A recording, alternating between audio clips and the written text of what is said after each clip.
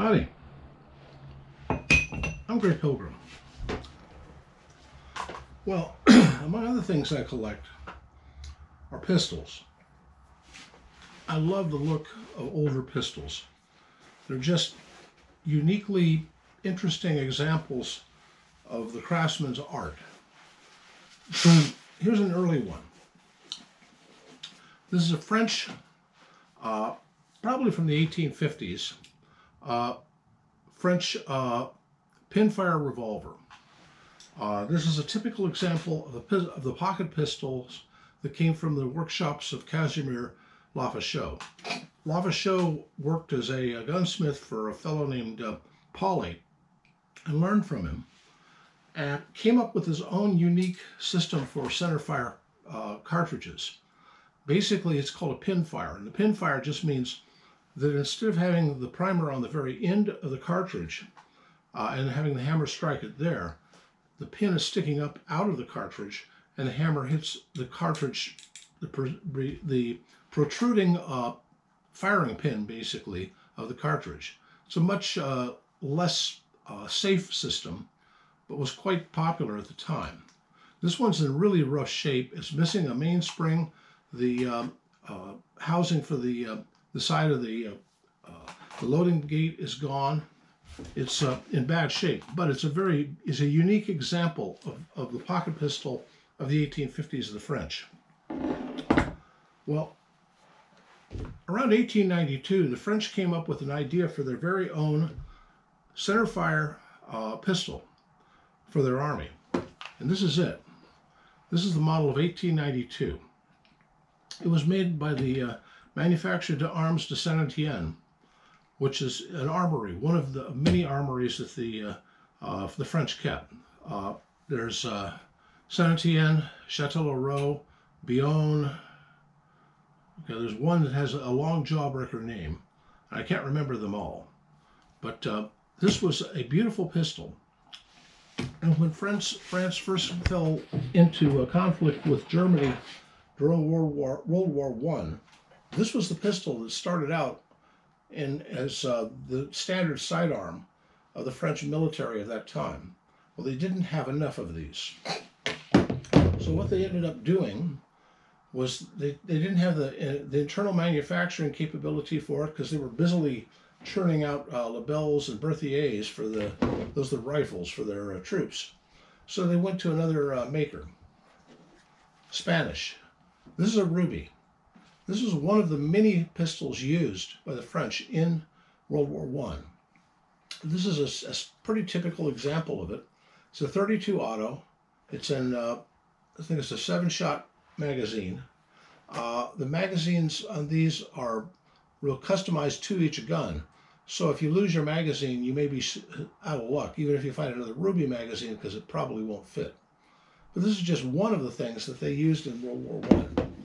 Another thing they bought a lot of from the U.S. was Arthur Savage's 32 1907. This is not a French one. You could tell a French one because a lanyard loop would be hanging out here. But this was his pocket pistol in the U.S. Many of them were shipped off to France during the war. Well, after the war, they decided to make things a little better. So they went and had a competition to come up with a better pistol. And they thought, these Rubies, they suck. We've got the 1892. This shoots an 8mm. This shoots a 32 auto. There was no standardization.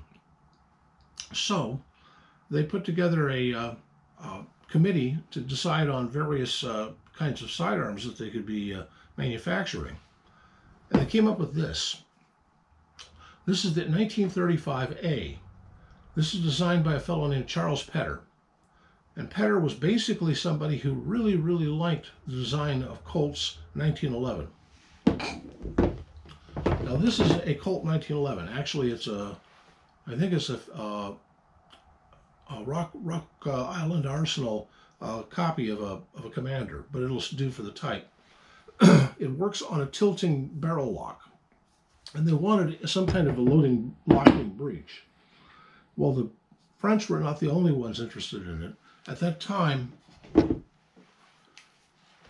Russians had come up with the TT-30 or TT-33, which is this, a Tokarev. And the Tokarev also works with this strange locking system, and is best known for the Petter system in it. When you disassemble it, you can take the whole guts of the thing, the back strap, the main spring, the hammer, the trigger, the whole mechanism right here just comes out as one modular piece. Well, in like manner, same thing happens with this one.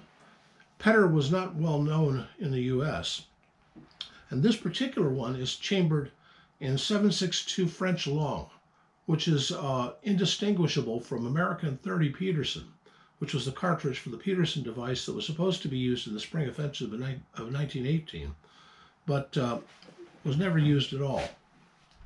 But the French liked the cartridge, and they came up with this. It's basically an elongated 32 auto.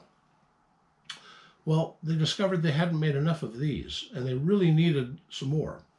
So they went to another gun, which is this, and this is called the 1935S, and this S stands for SACEM. And SACEM stands for, hold on now, my French is not great, Société de Alsacien de Construction Mécanique, which means SACEM in French. And it's a interesting little pistol. This was the runner-up to the A, but they decided it was good enough that they put a bunch of these into production too. And this is what they had really at the beginning of World War II. Well, there's one other. This, the Mob 1938. Manufactured d'Armes de Bion is what the Mob stands for. And this is a Type D2, I think. So the second model, D. And this was also in French hands, and even after the war, well, actually in the middle of it, after they'd been conquered, the Sûreté and gendarmes all carried this kind of thing. And this was probably in use up until the 1950s or 1960s by French police. This one is marked Sûreté on it, so we know where it was used. Well, just wanted to show the various pistols. These are the ones I own of the French pistols of of the 20th century. And going back to some degree to the 19th.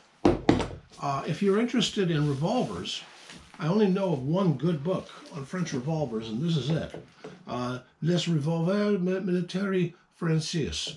I don't know how to say French, but this is unfortunately written in French. But it has a good description of the 1892, of the La Fachose, and many others. It's an interesting book. There's very few good books on French firearms, other than, I can remember, there's one called Proud Promise, which is basically on their various military rifles, and Ian McCollum's book. What's it called? The Chassepot to Famas, French Military Rifles, 1866 to 2016. And if you get it, it's going to be a red cover. Mine's blue because I got one of the early head stamp Kickstarter ones, because I was a contributor to that, because I thought it was kind of cool. I've always been a collector of various weird weapons, and specifically French ones. I love the style of the French guns. They're just so interesting. And I would count, though this is Spanish, I would count this as a French gun because it was used extensively in World War I. But all of these are just really unique and beautiful guns. This one in particular, the Petter system, this is in 7.62 French long. But if you get this looking exactly the same, only a 9mm, there it's called a SIG P210. SIG standing for Swedish Industriegesellschaft, which means Swiss Industries for War. And the P210, which was, in my opinion, the best single-action pistol to ever come out of SIG before the double actions showed up. But the P210, if you can get a hold of one, they're just a marvelous pistol. This one is basically a SIG P210, only and a lighter chambering. This is French, though. Getting a hold of the ammo for these ones is rather difficult. Besides these, I've also got 7.62 French long loading dies, and I used to make my own by trimming off 32 H&R Magnums down and then cutting an extractor groove into it just to make them basically a semi-rimmed 32, and then I could fire it in either of these pistols. That became tiresome, but then Starline, which is manufactured brass, came out with a run of 32 French long, and a company named Steinells put out a whole series of boxes of them, and I contacted the owner of Steinells and said, hey, you don't happen to have any more of that 32? And he says, I looked through the warehouse, I've got exactly one box. I said, well, it's listed as unavailable on your website. And he says, well, if you send me the money today, you'll buy it. And I did, and I bought it. And a certain D'Artagnan-looking gun guy didn't get it to waste in his subgun. Yeah, Ian. Some of the rest of us like these French guns too, you know. Well, anyway, that's what I've got to talk about today. French weirdness in pistols. Anyway, happy trails.